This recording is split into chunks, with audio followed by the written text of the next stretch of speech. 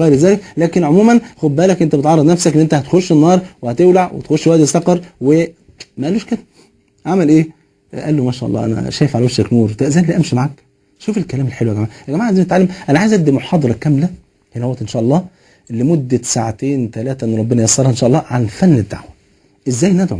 ازاي ان احنا فعلا نصل الى قلوب الناس؟ ده والله العظيم دي موهبه لوحدها مالهاش علاقه بالعلم على فكره. يعني ممكن يبقى عندك علم وما عندكش اسلوب توصيل. عايزين بقى الاسلوب ده، عايزين نعرف نتعلم ازاي يكون عندنا فن الدعوه، وان الدعوه بتختلف من شخص لشخص ومن مكان لمكان ومن زمان لزمان. اسلوب الدعوه ما بقولش الشرع نفسه، انا بقول الاسلوب نفسه. فحسن البصري رحمه الله رحمه واسعه وهو ماشي معاه قعد يكلمه عن الجنه والنار ونعم ربنا، وفجاه عدت جنازه. اول ما عدت الجنازه حسن البصري على طول خد الحته دي واشتغل بيها. قال ارايت يا فلان لو ان الله احيا هذا الميت الان، يعني الميت اللي انت شايفه قدامك ده على الخشبه، لو ربنا احياه دلوقتي فيا ترى ماذا سيصنع؟ هيعمل ايه؟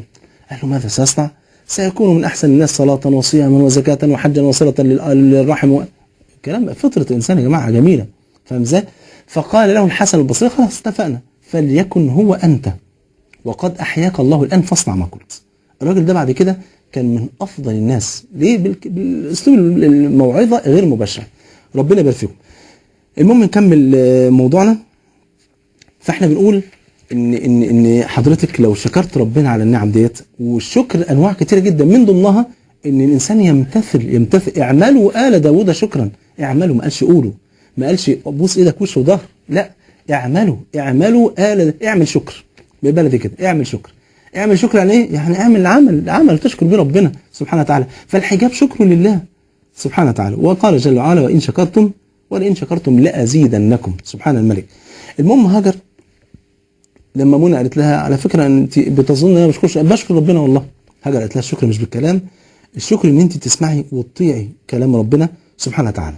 وبعدين خدي بالك حبيبتي، انت عارفه ان من علامات الساعه الصغرى موت الفجأه، وياما ناس عماله بتموت بسرعه. ده النهارده ما بيموتش غير الشباب، شباب كتيره بتموت. يعني شاب من ضمن اللي انا دعيت لهم النهارده في اول الحلقه، شاب ده وقع بالعربيه من فوق الجبل، ربنا يشفيه يا رب ويعفو عنه. وقع بالعربيه من فوق الجبل. هل هذا الشاب وهو خارج يتفسح بالعربيه او رايح اي مشوار بالعربيه، هل كان يتخيل او يخطر على باله ممكن يقع بالعربيه من فوق جبل؟ يعني ما اظنش يعني، لكن حصل. فاللي بيموت النهارده اغلبهم شباب يا شباب ويا بنات، ربنا يبارك فيكم يا رب. وبعدين قالت لها وعلى فكره يعني انت عارفه ان الانسان ما يعرفش متى يموت، متى يدخل عليه ملك الموت، متى تاتيه المنيه، وممكن تموتي امتى ما انتش عارفه. وحكت لها قصه بنت كانت في كليه سياحه وفنادق. البنت دي كان يضرب بها المثل في التبرج، لدرجه ان بعض الشباب المتدينين كانوا بيستعيذوا بالله من المروح للكليه علشان ما يشوفوهاش. يقدر ربنا سبحانه وتعالى في يوم من الايام البنت دي جت بطقم غريب جدا جدا، كانت مبينه كل مفاتن جسمها تقريبا. بنات زميلتها في اليوم دوت قالوا لها كلمه عجيبه ده في وشها، قالوا لها يعني بصراحه ربنا يخلصنا منك. تخيلوا، طبعا احنا ما كناش نتمنى ان هم يقولوا عليها، لان انا بقول دايما شعار البسمه والرحمه. بقول دايما طالما هي دعوه طالعه، وده درس لوحده، طالما هي الدعوه طالعه من بقك طالعه، ما تدعي له، ما تدعي لها. بدل ما ندعي على الناس ما ندعي للناس، نبطل دعاء على الناس. مش عايزين ندعي على حد يا جماعه. يا جماعه ده النبي عليه السلام يعني هو الاسوه والقدوه. لما ذهبوا الصحابه اليه، والحديث رواه مسلم، في عز تعذيب المشركين للصحابه، قالوا يا رسول الله الا تدعو الله على المشركين؟ على مين؟ على المشركين مش على المسلمين. الا تدعو الله ايه؟ على المشركين. قال اني لم ابعث لعانا وانما بعثت رحمه صلى الله عليه واله وسلم. فالمهم انتوا حضراتكم فاكرين طبعا القصه ديت، يمكن قلت لكم في درس قبل كده. البنت دي في خلال فتره بسيطه جدا عملت حادثه وماتت سبحان الله. وفي عماره لو تفتكروا تقريبا كانت في دمياط، كان في تحت في الدور الاولاني في العماره دي كان في كوافير، وكان في اليوم دوت زحمه على الكوافير عجيبه جدا. كان يوم خميس، 7 عرايس 7 بنات في ليله زفافهم ورايحين يتزينوا في الكوافير، والعماره كلها وقعت عليهم. 7 في ليله فرحهم، ال7 بدل ما يبقوا في احضان ازواجهم بقوا في احضان الثرى والتراب والدود. ده في لحظه، والانسان ما يعرفش عمره ايه اللي يحصل فيه. سبحان الله. اخ بيذكر لي ان بنت من بنات برضه مش ملتزمه وكده، ليل ونهار ما بين الاسترشات والباديات والدش ومش عارف ايه والكلام ده كله والقنوات اللي المهم قاعده في يوم من الايام قدام الدش وماسكه الريموت، وليل ونهار عماله تقلب. قاعده من بعد العشاء من بعد صلاه العشاء وهي ما صلتش العشاء يعني، بس قاعده من الوقت ده لحد قرب الفجر. قبل الفجر بنصف ساعه بالظبط، نصف ساعه، فجاه لقوا يعني ايه، في حاجه غريبه يعني بتحصل، حاجه كده بتقع.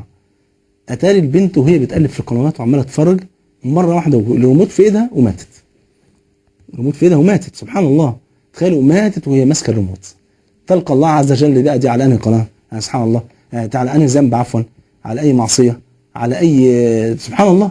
وسبحان الله، وممكن تكون هي بقى في الوقت ده بتتفرج على حاجه غلط. يعني ممكن ما تكونش مثلا بتتفرج على درس دين، ولا حتى على حتى يعني عفوا اي حاجه، لا، ممكن تكون بتتفرج على فيلم اباحي، ممكن تكون بتتفرج على مشهد عاطفي، على كليب اغاني، تمام. فدي تلقى الله عز وجل وهي ايه، وهي شوف مقلبه على ايه، على انهي قناه، على انهي معصيه. يعني تلقى الله عز وجل واخر حاجه عملتها، انا كنت مقلبه على قناه اغاني، انا كنت مقلبه على قناه اباحيه. شوف تلقى الله على انهي معصيه. مصيبه يا جماعه، ربنا يبارك فيكم يا جماعه يا رب العالمين. المهم، فمنى قالت لها هاجر، انا صحيح مش محجبه لكن بحب ربنا. ودي شبهه ثانيه. انا بحب ربنا جدا جدا بس مش محجبه ومش ناويه اتحجب.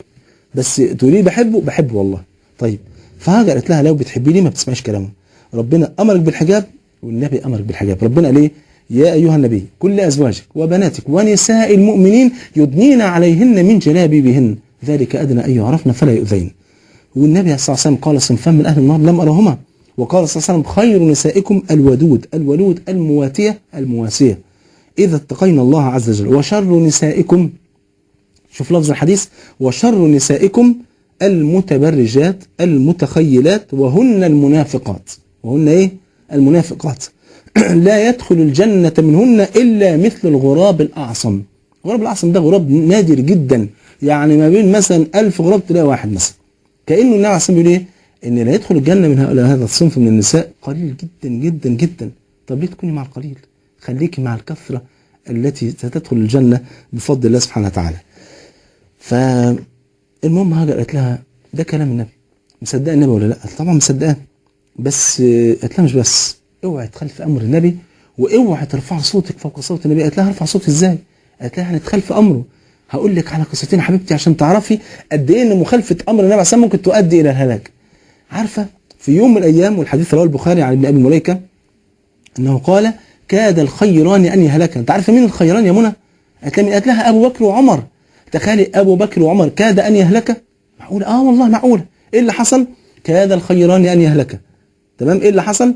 قال جاء وفد بني تميم ودخل على النبي صلى الله عليه وسلم، فقال احدهما، يعني ابو بكر وعمر، فقال احدهما يا رسول الله امر عليهم الاقرع بن حابس. فالثاني قال لا يا رسول الله، بل امر عليهم ايه؟ القعقاع بن معبد. فابو بكر بيقول لعمر ما اردت الا خلافي يا عمر؟ فقال والله ما اردت خلافك يا ابو بكر. يعني انت عايز اقول له انت ماشي خلاف معايا يعني؟ فقال والله ما اردت خلافك. عملوا حاجه، قالوا كلام وحش، في حاجه حصلت؟ ابدا، كل ما في امر صوتهم بس عالي قدام النبي. فنزل قول الله عز وجل يا ايها الذين امنوا لا ترفعوا اصواتكم فوق صوت النبي ولا تجهروا له بالقول كجهر بعضكم لبعض اللي يحصل ان تحبط اعمالكم وانتم لا تشعرون. عمر بن الخطاب بقى اللي كان ايه كما وصفته من عائشه، كان اذا تكلم اسمع واذا ضرب اوجع واذا مشي اسرع، يعني كل حاجه عنده واضحه. يعني خد بالك سبحان الله، بعد ما سمع الايه ديت كان يكلم النبي صلى الله عليه وسلم كاخي السرار. يعني ايه؟ يكلمه بصوت واطي كانه بيقول له سر حتى يستفهمه. والنبي يقول له قلت يا عمر؟ بيقول له قلت كذا يا رسول الله. ده مين؟ ده عمر بن الخطاب من خوفه. فسبحان الله. وثابت بن قيس حديث رواه مسلم، لما كان صوته كان قوي جدا جدا ما شاء الله، وكان هو خطيب النبي صلى الله عليه وسلم. كان لما يجي الوفود النبي عليه الصلاه والسلام كان اول ما يجي الوفد مثلا واحد من الوفد يقوم قايل الخطبه عصماء كده قدام النبي عليه الصلاه والسلام. فالنبي يقوم له ايه؟ ثابت بن قيس قول خطبه انت كمان. فثابت بن قيس يقول خطبه جميله جدا، فكان صوته عالي. فلما نزلت الايه دي ظن ان هو المقصود، ما صوته كان اعلى من صوت النبي عليه الصلاه والسلام، فحبس نفسه في البيت وقال خلاص. النبي عليه الصلاه والسلام سال عنه ومنادى على ايه؟ على سعد بن معاذ، وقال له هل بثابت من بأس وهو مريض؟ قال له لا يا رسول الله انا جاره. قال اذهب اليه والقه عليه السلام مني ويقول لماذا لا تاتي الينا؟ فراح له قال له يا ثابت رسول الله يقولك السلام ويقول لماذا لا تاتي الينا؟ فقال شر يا سعد. قال له فيه ايه اللي حصل؟ قال له نزلت هذه الايه وما اراني الا وقد حبط عملي وانا من اهل النار. رجع سعد بن معاذ وقال للنبي عليه الصلاه والسلام القصه ديت. فراح النبي عليه الصلاه والسلام ايه؟ كان ساعتها كان الوحي كان نزل، سيدنا جبريل جاء قال له قل له انت من اهل الجنه. فقال له ليس من اهل النار، ارجع وقل له بل لست من اهل النار بل انت من اهل الجنه. المهم ثابت بن قيس راح ايه؟ جه مع سعد بن معاذ، وزاد في روايه احمد جاء الى النبي صلى الله عليه وسلم، فالنبي عليه الصلاه والسلام قال له: يا سعد، يا ثابت، اما ترضى ان تعيش حميدا وان تموت شهيدا وان تدخل الجنه؟ فقال: اجل يا رسول الله. قال: فلك ذلك. فعاش حميدا ومات شهيدا في معركه اليمامه، وكان من اهل الجنه بوعد الصادق صلى الله عليه وسلم. فالشاهد ان هاجر قالت لمنى: اوعي ترفع صوتك فوق صوت النبي. النبي عليه الصلاه والسلام لما يامرك بالحجاب اوعي تقولي مش هلبسه، اوعي تقولي مش هسمع كلام النبي عليه السلام، لان كده رفع الصوت على النبي عليه السلام. لان رفع الصوت على النبي مش مجرد رفع الصوت في وجوده، لا، رفع الصوت في عدم وجود النبي عليه السلام هو رفع الصوت على سنه النبي صلى